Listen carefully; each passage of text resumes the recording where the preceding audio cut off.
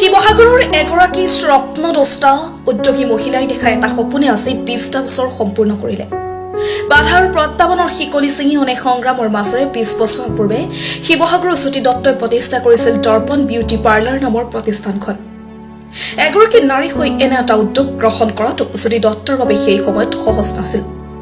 অনেকজনে অনেক মন্তব্য কৰিছিল যদিও থমকি ৰোৱা নাছিল জ্যোতি দত্ত। লাহে লাহে দৰ্পণ পূৰণ হ'ল শিৱসাগৰৰ লগতে ৰাজ্যৰ এক পৰিচিত নাম হৈ পৰিল দৰ্পণ। বিউটি পাৰ্লাৰৰ পৰা এতিয়া উদ্যোগলৈ পৰ্যবেক্ষিত হ'ল দৰ্পণ। প্ৰায় 6,000 যুৱতীক প্ৰশিক্ষণৰ যোগেদি বিভিন্ন প্ৰতিষ্ঠানত সংস্থাপনৰ সুযোগ প্ৰদান কৰা দৰ্পণত বৰ্তমানে প্ৰত্যক্ষভাৱে কৰ্মসংস্থাপন লাভ কৰিছে শতাধিক স্থানীয় শিক্ষিত যুৱতীয়ে। আজি সকলোৰে মাজত বিশেষ পৰিস্থিতি লাভ কৰা দৰ্পণে পৰৱৰ্তী সময়ত সলনি কৰিলে নিজৰ নাম। দৰ্পণ হিচাপে বৰ্তমান সকলোৰে মাজত জনপ্ৰিয় হৈ পৰিল সেই সময়ৰ দৰ্পণ। আজি দৰ্পণে 20 বছৰীয়া বৰ্ষপূৰ্তি অনুষ্ঠানটো বৰ্ণাঢ্য কাৰ্যসূচীৰে ৰূপায়ণ কৰে। কেক কাটি গীতে মাতে উদযাপন কৰা অনুষ্ঠানত দৰ্পণৰ প্ৰতিষ্ঠাপক জ্যোতি দত্তই কৈ গ'ল সংগ্ৰামৰ অলেখ কাহিনী।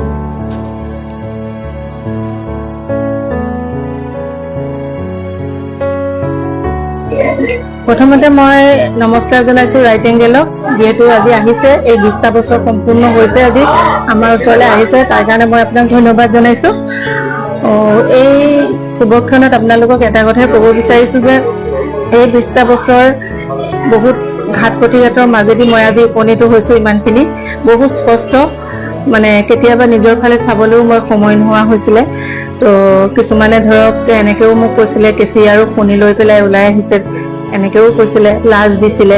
তো তেনেকুৱা ওচৰ চুবুৰীয়া আছে, মোৰ ৰিলেশ্যনৰ মানুহ আছে, কিন্তু সেইবোৰ মই একো কথা কোনোদিনো ভবা নাই। মই এটাই মোৰ আছিলে, মোৰ লক্ষ্য এটাই আছিলে যে মই কেনেদৰে কামখিনি কৰি সম্পূৰ্ণ কৰোঁ আৰু কেনেদৰে সংস্থাপন দিব পাৰোঁ মোৰ ষ্টুডেণ্টখিনি।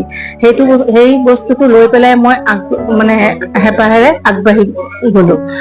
আৰু যিহেতু ধৰক এতিয়া 6,000 ছোৱালী মোৰ ওচৰত সংস্থাপন কৰি মানে মোৰ ওচৰত প্ৰশিক্ষণ লৈ তেওঁলোকে সংস্থাপন হৈছে। কিছুমানে ধৰক খুলিব পাৰিছে, কিছুমানে খুলিব পৰা নাই, কিন্তু তেওঁলোকে খুলিব পৰা নাই যদিও তেওঁলোকে ঘৰত বহি পেলাই হ'লেও ধৰক আপোনাৰ 5-10,000 টকা ইনকাম কৰি আছে। বৰ্তমান মই ধৰক শিৱসাগৰ কমাৰ্চ কলেজতো কৰি আছো, তেখেতসকলৰ পৰা আমাৰ চৰকাৰী চাকৰি পাবলৈও সক্ষম হৈছে। তো সেইকাৰণে মই খুব গৌৰৱ অনুভৱ কৰোঁ, কিন্তু মোৰ কামক লৈ মই কেতিয়াও অহংকাৰ নকৰোঁ, কিন্তু গৌৰৱ বহুত অনুভৱ কৰোঁ। দৰ্পণ এটা চিনাকি নাম শিৱসাগৰৰ লগতে সমগ্ৰ অসমৰ লগত, বিশেষকৈ ইয়াৰ যিগৰাকী স্বত্বাধিকাৰী জ্যোতি দত্ত ডাঙৰীয়া আনি মোৰ বাবু হৈছে তেখেত।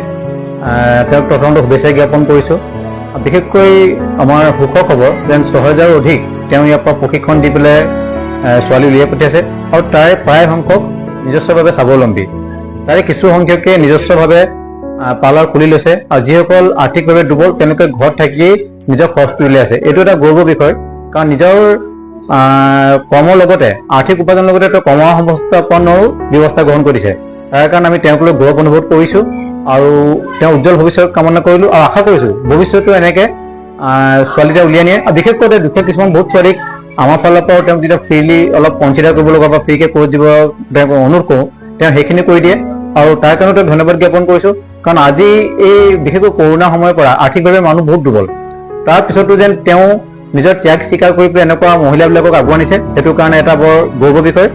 আৰু বিশেষ একো নকওঁ, তেওঁ সুখময়, তেওঁৰ স্বাস্থ্য সুকলমে থাকক, ঈশ্বৰ আল্লাহ ভগৱানে তেওঁক দীৰ্ঘায়ু কৰক, তাৰে কামনা কৰিছোঁ।